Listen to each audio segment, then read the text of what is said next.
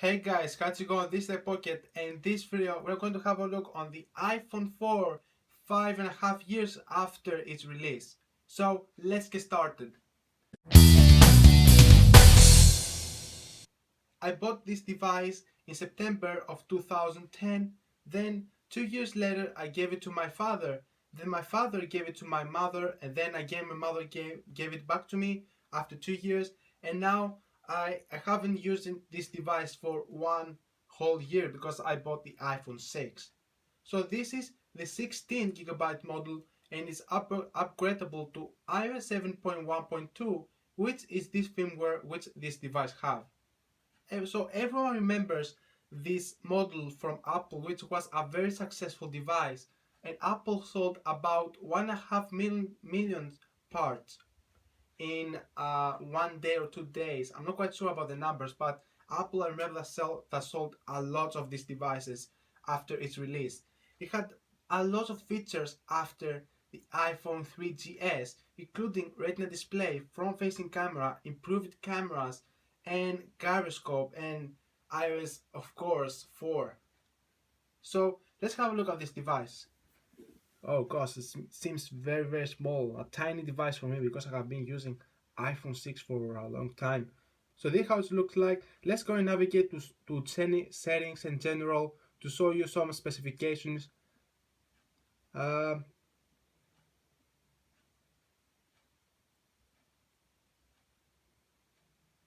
as you can see, it has the firmware of iOS 7.1.2. It's a 16 gigabytes model, and I have about 446 megabytes available. I have lots of things in this device. So many people till now still have iPhone 4 in their pockets. So imagine how successful this device is till now. So let's go on Safari and test it, how it works and how functions and behaves. So let's go ahead on one of my favorite websites, which is apple.com. Jesus, this keyboard is very small for my hands. I have long time to touch such a small keyboard on it.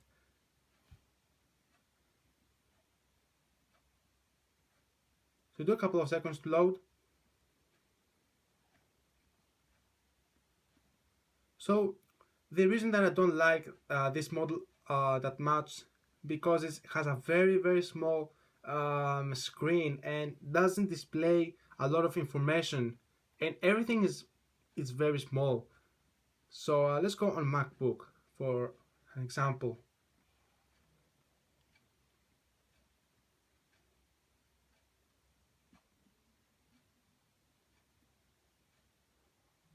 And I remember when I was using this device, I always was rotating my iPhone into landscape mode so I can see more information as possible and even read some text on it. And sometimes it was impossible because some letters were very small. So I have to pinch my display in order to have a closer look for some texts. And sometimes it was very laggy.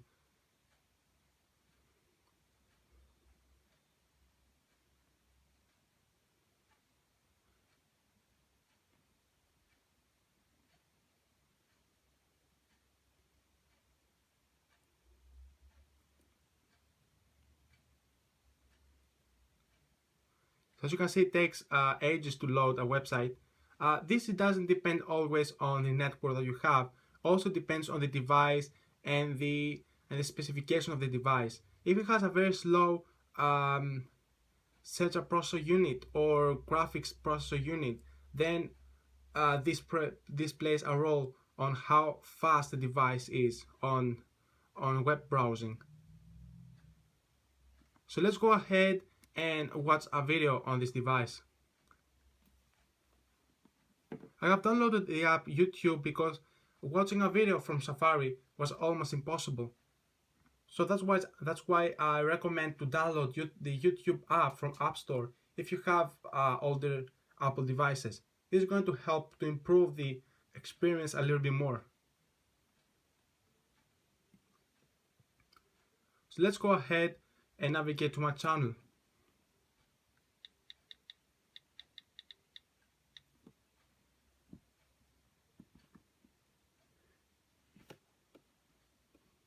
Let's go ahead and watch a YouTube tutorial.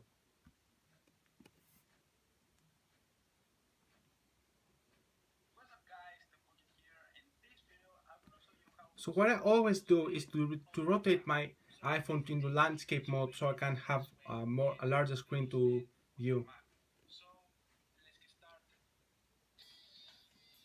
The sound seems very clearly, and compared to the latest iPhone, the speaker hasn't changed that much.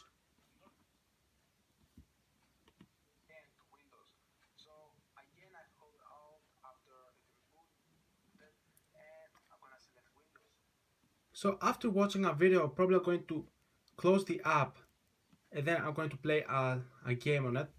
This probably most of you are what you do. So let's go play a Hungry Shark, which is one of my favorite games on Apple devices. So it took a long time to load, and let's go ahead and hit the play button. Remember that this device has the A4 processor unit, and things are not very fast anymore. It used to be a very good device. I used to enjoy my iPhone 4 then, after my parents gave it to me, but it wasn't it wasn't that fast at all after a couple of months.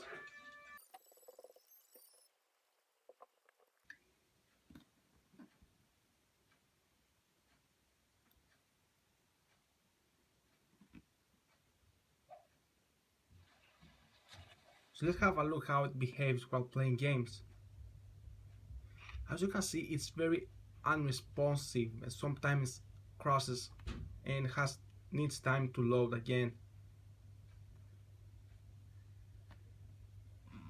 And yeah, as you can see, especially this game, which is not a very light game for these devices, it's still very laggy and it's really unresponsible to play it.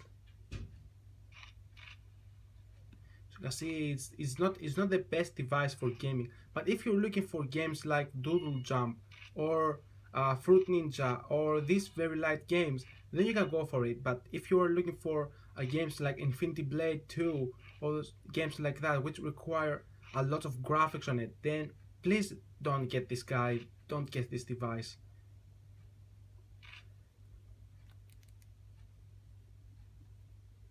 Let's go ahead and test the camera out because this is one of the most important things on an iPhone. And as you can see, it's very laggy when sometimes you close an app and then sweeping page, it gets very laggy. So iPhone 4 these years had a very brilliant camera, and it still a very good camera now because I used to take photos on it about 2 years ago, and it was a very good camera, a very good device.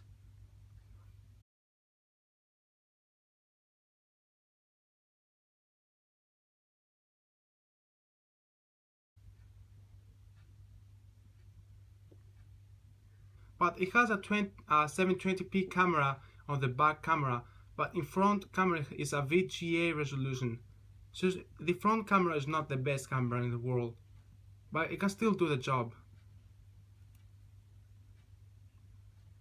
So let's go ahead and try App Store, which is an important app on an Apple device, and it has to be as fast as possible.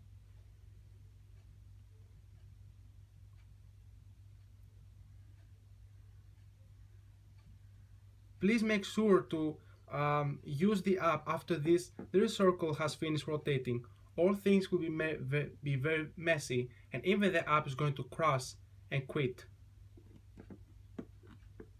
Let's go ahead and search for an app.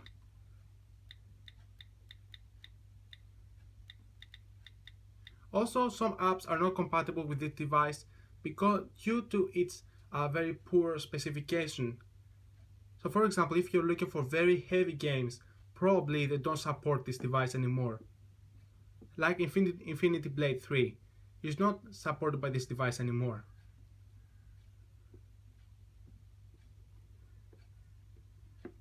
So finally, this device is for a very simple usage only.